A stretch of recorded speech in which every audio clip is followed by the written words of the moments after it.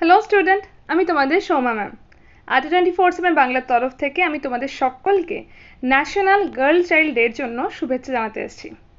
আমার মনে হয় আমরা এখন সেই স্টেজটা পেরিয়ে এসেছি যেখানে শুধুমাত্র কন্যা সন্তান হওয়ার জন্য আমাদের অনেক স্বপ্ন অধুরা থাকবে। এখন কিন্তু আমরা ওই স্টেজে নেই। এখন আমাদের বাড়ির লোকেরাই, আমাদের বাবা মারাই আমাদেরকে বলে যে আগে নিজের পায়ে দাঁড়াতে হবে, তারপর বাকি সমস্ত কিছু। আর নিজের পায়ে দাঁড়ানোর সবথেকে সিকিউর জায়গা হচ্ছে সরকারি চাকরি। তাই জন্যই তোমাদের সাথে আমরা রয়েছি, তোমাদের এই স্বপ্নটাকে সফল করার জন্য।